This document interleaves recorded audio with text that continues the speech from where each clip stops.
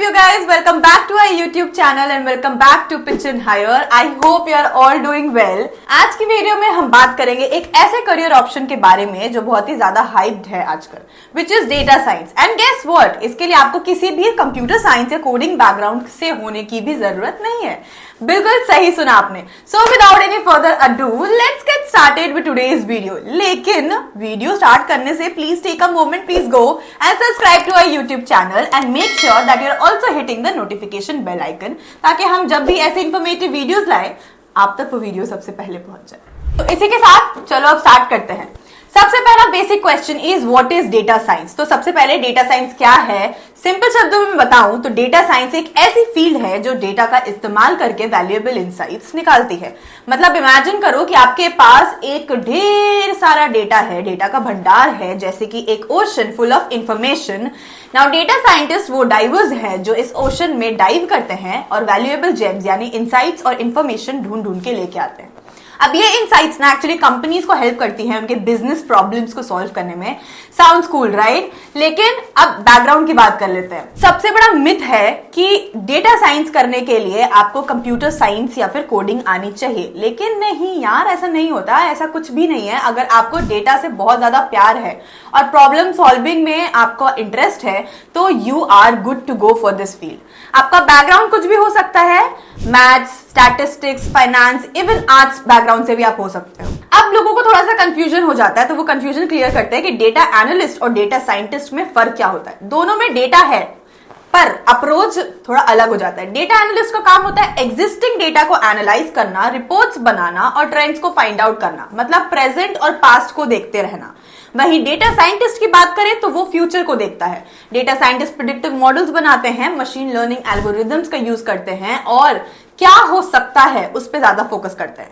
तो एक तरीके से डेटा एनालिस्ट आंसर करता है कि क्या हुआ था और डेटा साइंटिस्ट जो है वो आंसर करता है कि आगे क्या हो सकता है. अब हम आगे बात कर लेते हैं तीन ऐसे मेन कंपोनेंट्स जो डेटा साइंटिस्ट में जरूरत पड़ते हैं. सबसे पहला होता है कलेक्टिंग द डेटा. सबसे पहला स्टेप है डेटा को कलेक्ट करना. जितना ज्यादा डेटा उतना ज्यादा इंसाइट्स, लेकिन क्वालिटी ऑल्सो मैटर्स.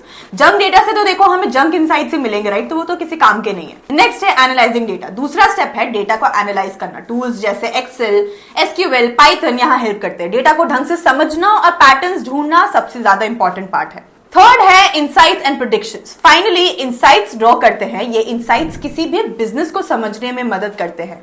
अगला स्टेप क्या होना चाहिए ये डिसाइड करने में हेल्प करते हैं. अब देख लेते हैं what is AI, machine learning, deep learning. ये सारे वर्ड्स आपने सुना होगा, ये टर्म्स बहुत आजकल यूज होते हैं. AI, machine learning, deep learning. हम समझते हैं कि ये सब डेटा साइंस के पार्ट्स हैं और इनका मतलब क्या होता है. एआई यानी आर्टिफिशियल इंटेलिजेंस वो बॉर्डर फील्ड है जहां मशीन्स को सोचने और समझने की कैपेबिलिटी दी जाती है. वहीं मशीन लर्निंग की बात करें तो एआई का सबसेट है जो मशीन्स को डेटा से सीखने में हेल्प करता है. डीप लर्निंग एक और लेवल एडवांस्ड है जहां मशीन्स ह्यूमन ब्रेन के न्यूरल नेटवर्क को मिमिक करते हैं. एग्जाम्पल से समझते हैं. आपका नेटफ्लिक्स जो है वो आपको हमेशा रिकमेंडेशन करता है कि ये शो आपके लिए बेस्ट हो सकता है, तो ये शो या फिर ये शो आपको पसंद आ सकता है. ये सब डेटा साइंस की वजह से ही पॉसिबल हो पाया है क्योंकि नेटफ्लिक्स एनालाइज करता है आपके वॉचिंग पैटर्न्स को. तो गाइज अब जब भी आप डेटा साइंस सुनो तो समझ लो कि ये फ्यूचर की फील्ड है. यहाँ एंडलेस अपॉर्चुनिटीज है. वेदर आपको कोडिंग आती हो या नहीं आती हो, data science welcomes you with open arms. Alright, तो अब हम फटाक से बात कर लेते हैं कि डेटा साइंस ये हमने कवर कर लिया. डेटा साइंस क्या होता है, डेटा एनालिस्ट क्या होता है और डेटा साइंस और डेटा एनालिस्ट के बीच में डिफरेंस क्या होता है. लेकिन अब हम बात कर लेते हैं कि डेटा एनालिस्ट बनने के लिए कौन कौन से स्किल सेट्स चाहिए. क्योंकि यार बिना स्किल्स के तो देखो ना आपको जॉब मिलती है और ना ही आप अपने ड्रीम जॉब तक पहुंच पाओगे राइट. तो चलो एक एक करके हम बात कर लेते हैं. सबसे पहला बेसिक टूल्स समझ लेते हैं. पहले स्टार्ट करते हैं बेसिक टूल से जिसमें सबसे पहले आ जाता है एक्सेल. भाई एक्सेल तो देखो डेटा एनालिस्ट का सबसे प्यारा दोस्त होना चाहिए. एक्सेल में आप इजीली डेटा को एनालाइज कर सकते हो, पाइवट टेबल्स बना सकते हो, चार्ट्स और ग्राफ्स क्रिएट कर सकते हो. आपने कभी किसी को रेज्यूमे पे देखा, अगर किसी रेज्यूमे पे आपने देखा है दैट ही और she is an Excel expert, तो आप समझ लो कि डेटा एनालिस्ट बनने का सबसे पहला स्टेप वहीं से शुरू हो रहा है. नेक्स्ट होता है बेसिक प्रोग्रामिंग. अगर आपको थोड़ा प्रोग्रामिंग आता है तो सोने पे सुहागा है ये, क्योंकि बेसिक लेवल पे प्रोग्रामिंग से आप अपने डेटा को बहुत आसानी से मैनिपुलेट कर सकते हो, ऑटोमेट भी कर सकते हो. लेकिन शुरू में सिर्फ बेसिक से शुरुआत करो तो चलेगा. लेकिन शुरुआत बेसिक्स में जैसे लूप्स, कंडीशनल्स और वगैरह वगैरह. थर्ड आ जाता है एसक्यूएल। ये तो देखो डेटा एनालिस्ट की शान होती है, क्योंकि एसक्यूएल यानी स्ट्रक्चर्ड क्वेरी लैंग्वेज जो डेटा को डेटा बेसिस से फेच करने में हेल्प करता है। जहां जैसे आप गूगल पे कोई भी सर्च करते हो तो आपको वो फटाक से वेबसाइट्स दिखने लगती हैं, वैसे ही एसक्यूएल से डेटा सर्च करते हैं, एसक्यूएल में डेटा सर्च करते हैं डेटा बेसिस से। और एसक्यूएल का नॉलेज तो डेटा एनालिस्ट के पास देखो होना ही चाहिए, क्योंकि डेटा अगर आपके पास है लेकिन आप उसको डेटाबेस से ड्राइव नहीं कर पा रहे तो फिर क्या ही मतलब है डेटा एनालिस्ट बनने का। अब बात करते हैं एडवांस टूल्स की जिनसे आप अपने गेम को एकदम नेक्स्ट लेवल पे लेके जा सकते हो। उसमें सबसे पहली बात कर लेते हैं पाइथन की। पाइथन एक प्रोग्रामिंग लैंग्वेज है जो डेटा एनालिसिस के लिए बहुत ज्यादा पॉपुलर है। पाइथन में लाइब्रेरीज जैसे pandas for data manipulation, matplotlib और seaborn for data visualization use होते हैं। मतलब पाइथन के साथ आप एनालिसिस को और भी ज्यादा पावरफुल बना सकते हो। नेक्स्ट आ जाता है एक्सेल वीएबे। एक्सेल के साथ अगर आपको वीएबे यानी विजुअल बेसिक एप्लीकेशंस यूज करना आता है तो आप एक्सेल में ऑटोमेशन कर सकते हो, यानी बोरिंग रेपिटेटिव टास्क को आप बार बार कमांड देकर के जो कर रहे हो आप उसको इजीली ऑटोमेट कर सकते हो और आपका एनालिसिस जो है बहुत स्पीड अप हो जाएगा। नेक्स्ट बात कर लेते हैं टैब्लो की। अब देखो डेटा को एनालाइज करने से भी ज्यादा इंपॉर्टेंट होता है उसको प्रेजेंट करना। तो टैब्लो एक विजुअलाइजेशन टूल है जो आपका डेटा को इंटरैक्टिव डैशबोर्ड में कन्वर्ट कर देता है और उसको ब्यूटीफाई भी करता है। अब इमेजिन करो एक बोरिंग सा डैशबोर्ड और कहां एक सुंदर सी स्प्रेडशीट। तो ये सोने पे सुहागा वाली चीज है, क्योंकि ये क्लाइंट को भी पसंद आएगा तो क्लाइंट खुश हो जाएगा, क्लाइंट खुश होगा तो बॉस भी खुश हो जाएगा। नेक्स्ट है MySQL। ये भी एक एडवांस लेवल का एसक्यूएल है जो ज्यादा कॉम्प्लेक्स डेटाबेसेस को हैंडल करने में हेल्प करता है।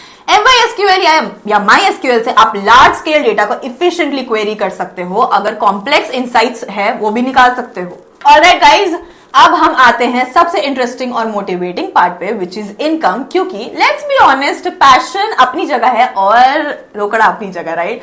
पैसा जरूरी है, इसीलिए हम बात कर लेते हैं कि इस फील्ड में इनकम कितनी है। So let's talk about numbers. सबसे पहले एक अमेजिंग फैक्ट शेयर कर देती हूं मैं आपको। डेटा साइंस फील्ड हर साल 45% से ग्रो कर रहा है। मतलब यार ये रॉकेट की तरह ऊपर जा रहा है और एक रिपोर्ट के हिसाब से 2025 तक डेटा साइंस इंडस्ट्री $16 बिलियन तक पहुंच जाएगी। Yes, billion with a B. इसका मतलब है कि अपॉर्चुनिटीज ही अपॉर्चुनिटीज मिलने वाली हैं। अब बात कर लेते हैं what will be the salary of any data analyst. अब आते हैं जल्दी से मेन मुद्दे पे, विच इज एक डेटा एनालिस्ट की एवरेज सैलरी जो है वो 10 लाख से स्टार्ट होती है और 20 लाख तक जा सकती है depending on the skills, experience और कंपनी। और ये सिर्फ एवरेज है, ये तो आपकी स्किल्स पे डिपेंड करता है। जितना एक्सपीरियंस लोगे उतने नंबर्स बढ़ेंगे। इमेजिन 10 लाख से 20 लाख का पैकेज, वो भी without necessarily having a hardcore tech background. Isn't that amazing? तो देखो दोस्तों, डेटा साइंस और डेटा एनालिसिस का स्कोप कभी खत्म नहीं होने वाला है। हर कंपनी छोटी हो या बड़ी डेटा पे डिपेंड करती है डिसीजंस को फाइनलाइज करने के लिए। आज की दुनिया में डेटा ही किंग है और डेटा एनालिसिस वो राजाओं का मिनिस्टर है जो हर डिसीजन मेकिंग में बहुत इंपॉर्टेंट रोल प्ले करता है। तो अगर आप अपने अंदर डेटा को समझने की शक्ति को महसूस करते हो तो शक्ति का इस्तेमाल करो और प्रॉब्लम्स को सॉल्व करो। Alright, so that brings us to the end of this video. मैं उम्मीद करती हूँ कि आपको ये वीडियो बहुत ज्यादा हेल्पफुल लगी हो, क्योंकि हमने अपनी तरफ से पूरी कोशिश की थी कि हम इसको इंफॉर्मेटिव बना सके। लेकिन प्लीज मेक श्योर कि आपको वीडियो अच्छी लगी हो तो आप कमेंट करके हमें बता रहे हो कि आपको ये वीडियो कितनी अच्छी लगी। ऑल्सो अगर आप ऐसी और टॉपिक्स पे वीडियोस चाहते हो तो हमें वो भी कमेंट करके बिल्कुल बता सकते हो। तब तक के लिए make sure that you are practising, क्योंकि प्रैक्टिस करने से कॉन्फिडेंस आता है। अपना ध्यान रखना। Okay, bye.